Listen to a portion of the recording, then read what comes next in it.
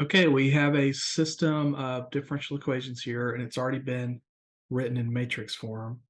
So we need to find the eigenvalues of the coefficient matrix A. So we need to find the determinant of A minus lambda I. After we do that, we'll set that equal to 0 and solve for lambda. That'll give us our eigenvalues. So we just need to subtract lambda from the main diagonal.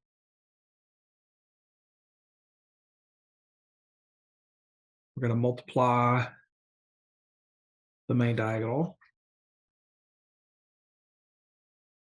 then subtract the product of the other diagonal. So this product's -1. If I subtract that, I get +1.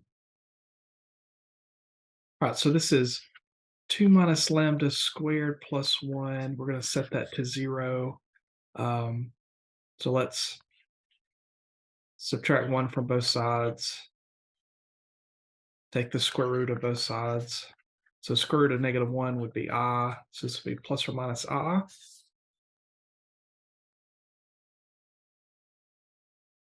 And then subtract 2. And then if we multiply by -1, we'll get +2. And then this will, you could say this flips to minus or plus I. That's the same thing as plus or minus I. So we get lambda equals 2 plus or minus I. All right, so now we need eigenvectors. So for, say, lambda 1 equals, let's use 2 plus I, we're going to solve this equation.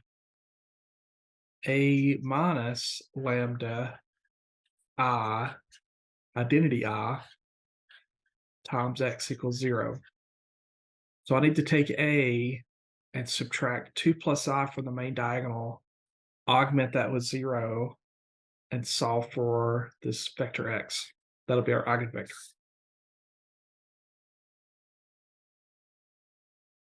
All right, so our matrix was 2, -1, 1, 2.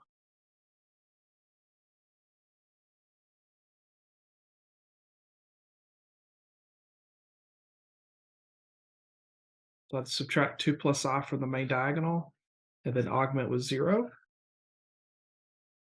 We'll just do a little simplification here.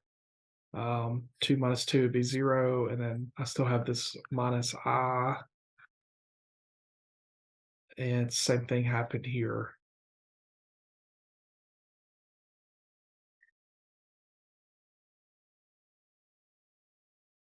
So we've got to row reduce this.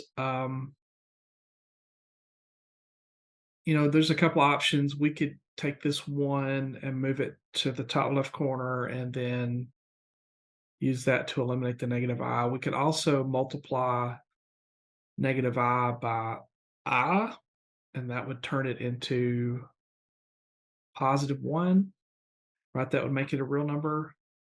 But let's do that. So let's replace row 1 with I times row 1. Let's see what happens. So row 2 is not changing. So if I multiply negative I by I, that gives me negative I squared. And I squared is -1, so I just get 1. And then I'm going to multiply -1 by I. That gives me I. And you can see here we have the same two rows. So we'll just subtract the first row from the second to get a row of zeros, and now it's row reduced. So I have a leading 1. This column represents a free variable.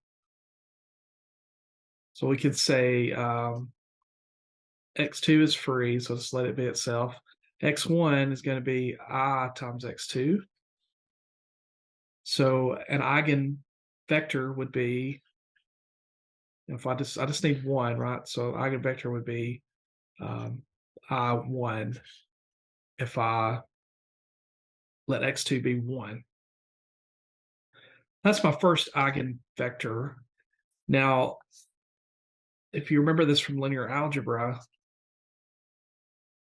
when you have conjugate paired eigenvalues, you can get the second eigenvector by just taking the complex conjugate of the first eigenvector. So I don't have to go through this process again. I know that if the eigenvector for eigenvalue 2 plus I is this, then the eigenvector for 2 minus I, the complex conjugate, it's got to be the complex conjugate of the eigenvector. So that's a really nice property. So you should take advantage of that. You don't have to go through all of this row reduction again. But it's not hard to do. This row reduction didn't take very long to do. So especially with 2x2 matrices. All right, now, so for our purposes, for solving the differential equation, we actually only needed this one eigenvector. So let's go through what we need to do to use this one eigenvector to get us two linearly independent solutions.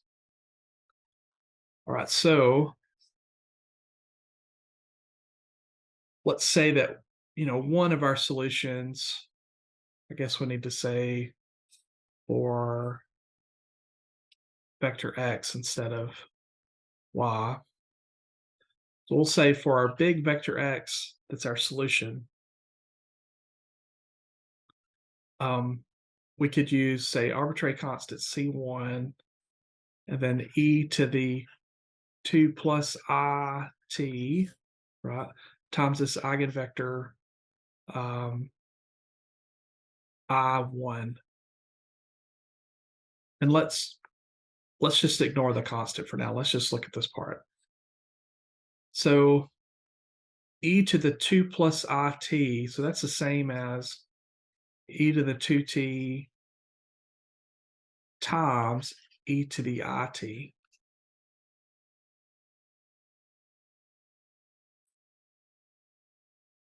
Right, because if you multiply two numbers with the same base, you add the exponents. So if you add these exponents, you get 2t plus it, which is the same thing as t times 2 plus I. All right, so next we're going to use Euler's formula, right? So Euler said that e to the I theta is cosine theta plus I sine theta.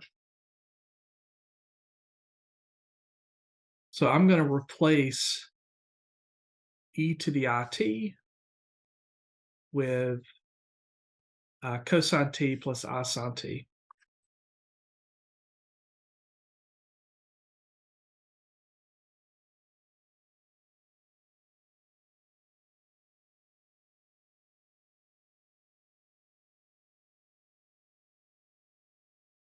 And now I'm going to multiply this inside my vector.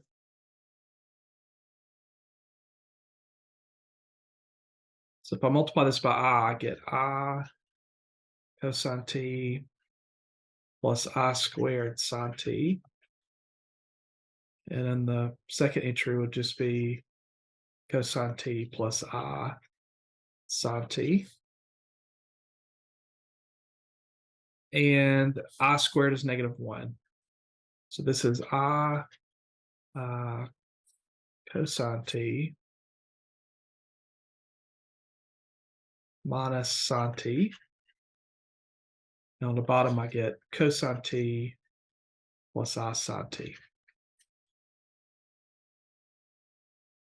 Right, so the beauty of this is because it's complex, we can split this into two different vectors. So I'm going to take everything that has complex or imaginary I. I'm going to take everything that has imaginary I, put that in a vector, and then everything else I'm going to put in another vector. So everything that doesn't have I, I'm going to put it inside of a vector.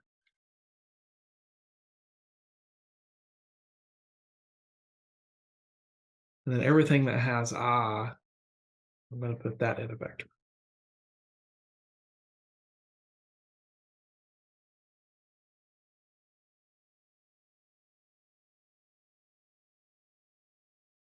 All right, so let's multiply the e to the 2t.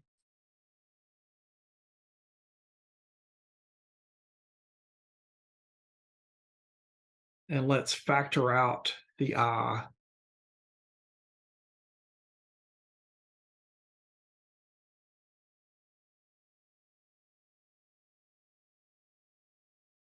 Right, so we're going to do something similar, that we did when we were solving just second order linear equations when we had complex roots. If u plus iv, and these are vectors this time, if u plus iv is a solution, then u and v are also solutions. And they end up being linearly independent solutions. So this is a really nice property. And what happens is we can drop the I. We could take these two separate vector solutions and drop the I completely and use these two solutions to get our basis for our solution space. So we can say that our solution is, say, C1 e to the 2t negative sine t cosine t. That's our first solution. That's from this part. That's the u plus C2 e to the 2t times cosine t sine t. And that is our b here. And we drop the I. We don't have to use imaginary I. We get a fundamental set of solutions for this differential equation, with the system of differential equations. We're not completely done because we also are given an initial value. So x0, y0 equals -3, 5. So let's plug that in and see what we get. So -3, 5 is what we should get if we plug in 0 for t.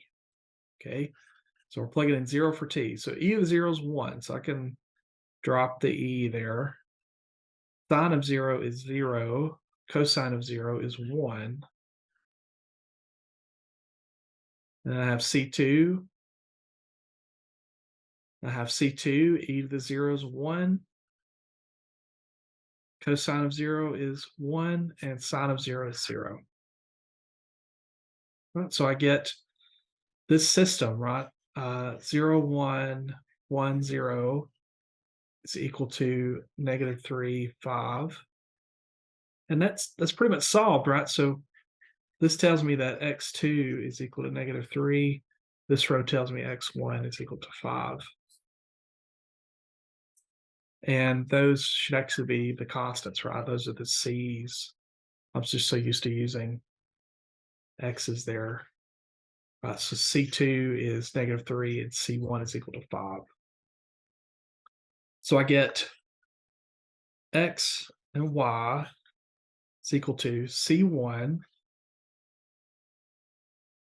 so that's 5, e to the 2t, negative sine t cosine t, and then -3 e to the 2t times cosine t sine t. And you could combine these together.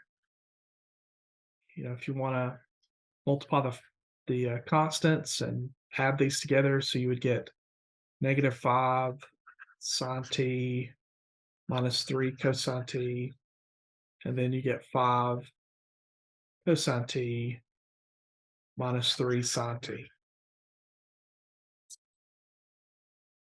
Right, and that is your solution. Either one of these is acceptable. Right, I hope this helps.